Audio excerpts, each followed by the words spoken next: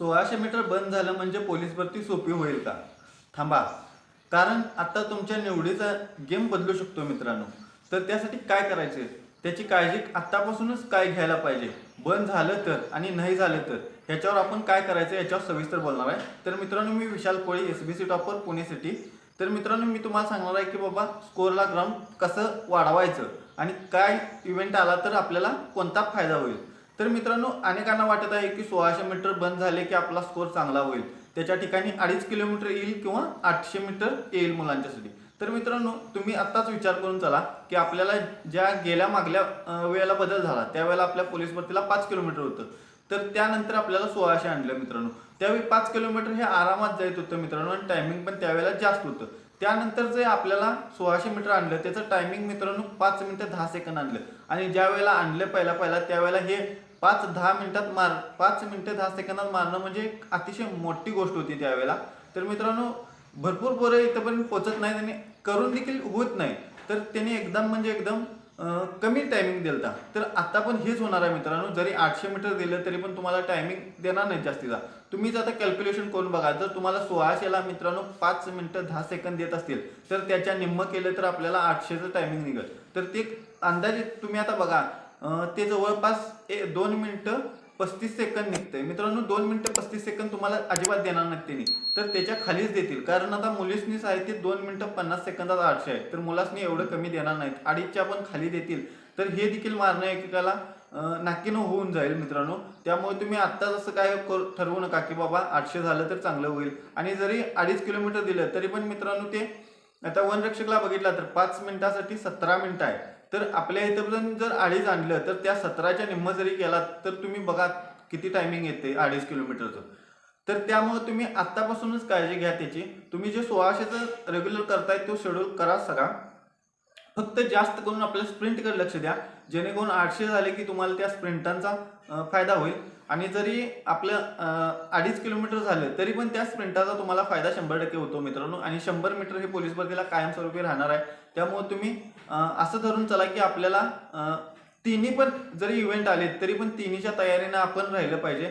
त्यामुळे आतापासून जर तुम्ही काळजी घेतला स्प्रिंट वर्कआउट, 100 मीटरचं वर्कआउट, गोळाफेक याच्याकडे लक्ष द्या आणि ह्याच्याबरोबरच जास्त करून लेखीकडे लक्ष द्या. जर तुम्हाला जर 8 किलोमीटर दिला आणि टायमिंग कमी दिलं तर बऱ्यापैकी सर्वजण आउट ऑफ मारतील ते मित्रांनो. त्यामुळे आतापासून तुम्ही लेखीला फोकस जास्त द्या. कारण त्यावेळेला जर त्यांनी सोपं केलं रनिंग तर 100% हा लेखीच्या ह्याच्यावरच फक्त आणि फक्त मेरिट राहतं मित्रांनो. त्यामुळे आतापासूनच आपण लेखीकडे जास्त फोकस द्या आणि येणारा JRR लवकरच येईल. कारण भरती काढायच्या आधी कमीत कमी 6 महिने आधी त्यांना सांगावं लागतं की बाबा पोलीस भरतीला हा बदल झालेला आहे आणि ह्यानुसार आपण ग्राउंड घेणार आहे. तर असं काही नाही की ॲड पडणार आणि त्याच वेळेला कळणार की आपल्याला 5 इव्हेंट आल्यात किंवा आपलं 1600 बंधून 2.5 किलोमीटर झाले. तर असं होणार नाही मित्रांनो. त्याच्या आधी आपल्याला कळेल की बाबा हे इव्हेंट येणार आहेत भरतीला आणि ह्याची तयारी आपल्याला करायची आहे. तर मित्रांनो हे परिपत्रक पण लवकरच येईल. जर भरती आपली डिसेंबरला निघत असेल तर येणाऱ्या काही दिवसातच आपल्याला हे परिपत्रक बघायला मिळेल मित्रांनो. तर तुम्ही आत्तापासूनच स्पीड वर्कआउट करा जास्त करून, गोळ्याकडे लक्ष द्या जास्त, 100 मीटरकडे लक्ष द्या आणि आपला राहिला विषय 1600, 800 किंवा 2.5 ह्यातला आपल्याला एक पळायचा आहे. त्यासाठी रनिंग हे लागणारच आणि कुठलं जरी घेतला असाल तर त्याला स्प्रिंट वर्कआउट करा. लॉंग आठवड्यातून 1-2 वेळाच करा पण स्प्रिंट वर्कआउटकडे जास्त लक्ष द्या. आणि आत्ता पळताना पावसाळा आहे मित्रांनो, ग्राउंडमध्ये जास्त पळू नकासा, रोडला पळा. ज्या वेळेला आपल्याला ग्राउंड मोकळा असेल त्यावेळेला ग्राउंडला करा.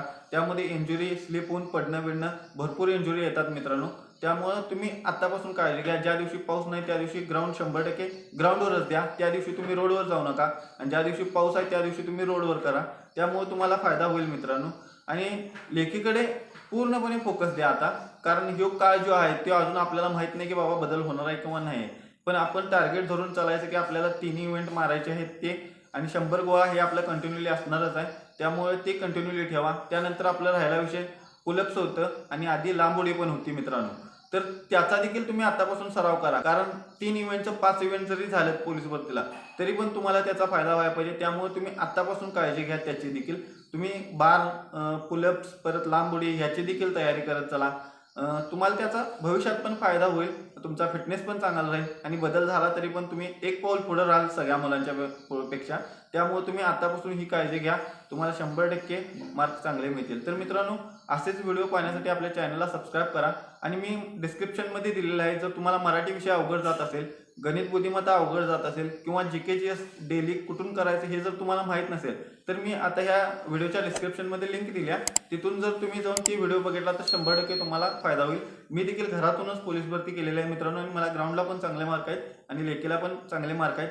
त्यामुळे तुम्ही ज्या पद्धतीने मी सांगत आहे त्या पद्धतीने जरी केलात तरी पण तुमचं भरपूर होईल. आणि बुक लिस्ट वापरताना चांगली वापरा, मोजकीच बुक लिस्ट वापरा. एकदम जास्त पुस्तकं वाचलं म्हणजे भरती होते असं नाही मित्रांनो. थोडीच पुस्तकं वाचा पण प्रॉपर वाचा. पण कोणती वाचायची, का वाचायची ह्याची देखील मी लिस्ट बनवलेली आहे, ती देखील बघा. त्यामुळे तुम्हाला 100% फायदा होईल. आणि एकच पुस्तक 2 वेळा वाचू नका. आता सह्याद्रीच्या ठोकळ्यात मित्रांनो मराठी पण असते आणि मराठीसाठी बाळासाहेब शिंदेचं पण असते. तर तुम्ही काय करताय, दोन्ही पण एका टायमाला हे करताय असं करू नका. फक्त एक ते एकच पूर्ण पुस्तक वाचा. त्यामध्ये जे म्हणी ते नसतात खाली शेवटला तेच तेवढे इकडे बघा.